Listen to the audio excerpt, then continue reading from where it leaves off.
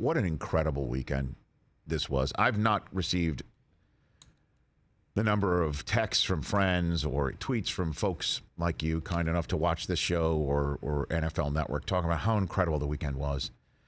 And the wild card weekend, super wild card weekend, wasn't so super at all. And I guess the football gods were just jamming it all into one weekend. So I have come up with the top 10 wildest moments of divisional playoff weekend. Oh, yeah. I've left some on the table. That's for sure.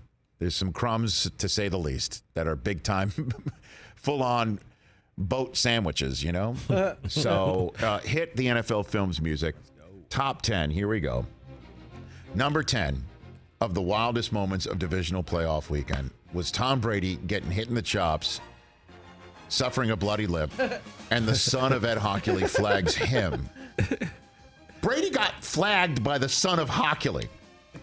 Again, by the son of I could not believe my ears when I heard personal foul, unsportsmanlike conduct, number 12, Tampa. And I thought to myself, again, who's the wide receiver number 12 on Tampa? Oh, my God, that's TB12. Brady got flagged for unsportsmanlike conduct? And he's got a bloody lip and, like, hey, son of Ed, when your dad was talking in simple sentences when Brady got started, you're supposed to flag the guy who hits him in the mouth. Tom Brady said bad words to me. That's insane, man. That's number 10 of the wildest moments of super divisional weekend. Super. Number 9 was when Tampa got that fumble from Kupp and scored, right? And then made it a game of 27-13. It's a 2-score game. And then they 3-and-outed the Rams and got the ball back. And that's when you're thinking, uh-oh, this is possible. Von Miller just comes up with the trifecta, the sack, forced fumble, and recovery. And then the Rams get it back and then wing it past Stafford's head on the snap and gives it right back to Tampa in better field position than when Von Miller came up with the trifecta.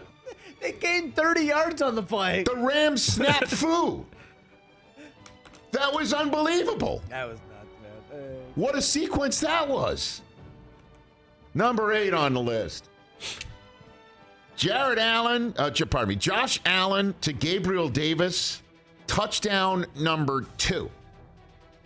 The one where the Chiefs take the lead by 9 and the Bills definitely need points. You're thinking at least get 3 out of it. Yeah. And they get it to start on their 25. First play, Allen throws it on a rope. Yeah. On a rope down the field for 75 yards, and boom, it's a 2-point game. That was insane.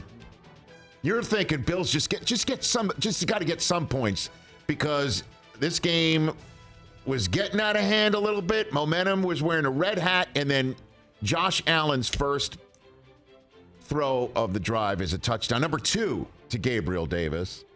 Number 7 of the wildest moments of the divisional playoff weekend was when Tennessee had a chance to win on their second to last possession.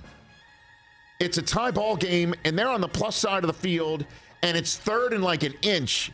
And you got the diminisher behind you, and like, no, we're gonna be real cute. We're gonna go shotgun, and Ryan Tannehill's gonna keep it. And then they lose yardage, and then on 4th down, when the free world knows Derrick Henry's gonna get it, they give it to him, and he stutter steps and gets stopped for a loss. And that was the turnover on downs in the second to last possession of the game for the Titans. Their last possession, we all know, ended in an interception that we're all talking about. But don't forget, the second to last possession, a turnover on downs. When you're steamrolling down, they could have taken more time left, scored a touchdown and won it, or a 3 to give Joe Burrow, needing the entire field maybe to go and get 3 points at the end. That was awful, and that was shocking. And that's number 7 on the list. Number 6 was Cam Akers' last fumble. I mean, he fumbles again after the Bucs go up top. Okay, they go up top. to Mike Evans after the Rams went 3 and out to burn all of Tampa's timeouts left. They got no timeouts left. And Akers fumbles again. Even Al Michaels couldn't believe it. He was almost an he did what moment. And we all know the Bucs tied it from there. That's number 6 on the list. Now here we go to the top 5. San Francisco in Green Bay cannot put anything together offensively all day. All day. And they force another punt from Green Bay deep in their own end. And even with this lineup, you're thinking, okay, they're going to get good field position, but so what? Snow's coming down. Jimmy G's going to have to score with less than 5 minutes to go.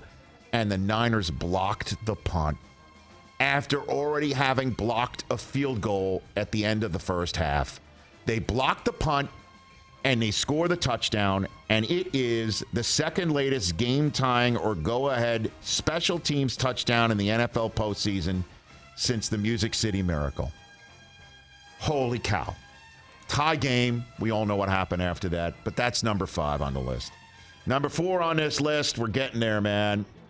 After the Bucs tied a game, the comeback is officially complete from down 27-3 to 27-all. And Matthew Stafford finds Cooper Kupp up top.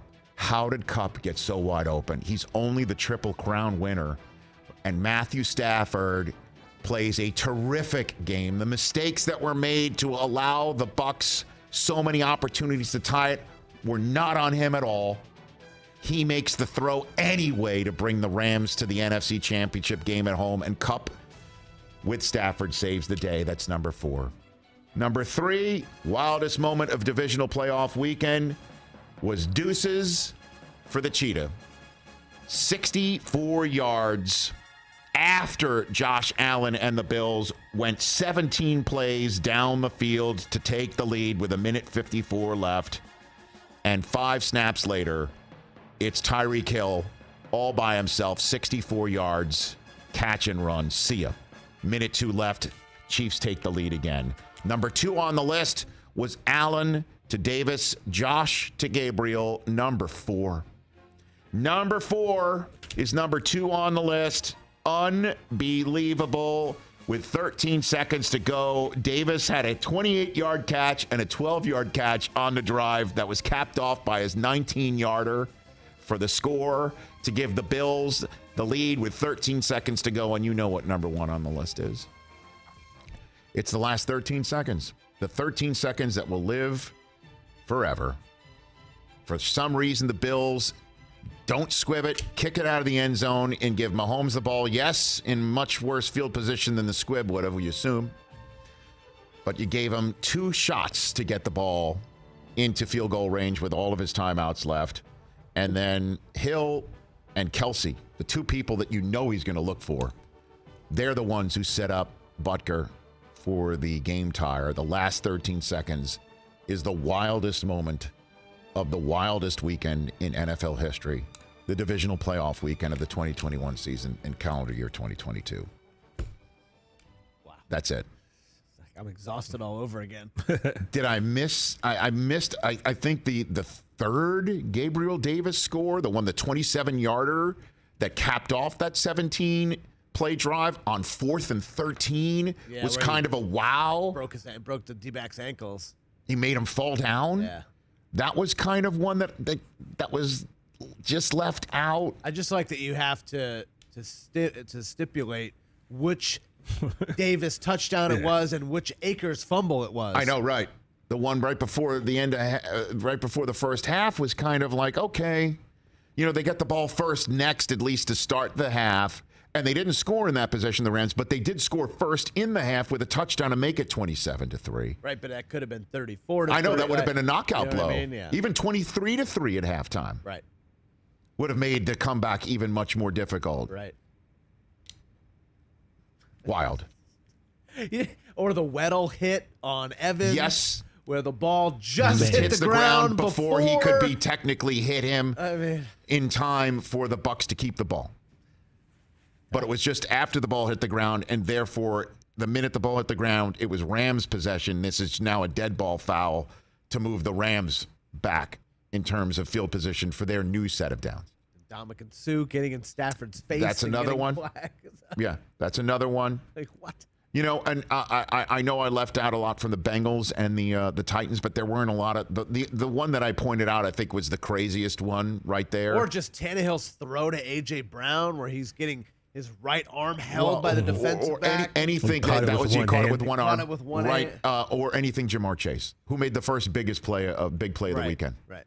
I mean, hey, you watched all the way to the end. Thanks for that. Watch more right here.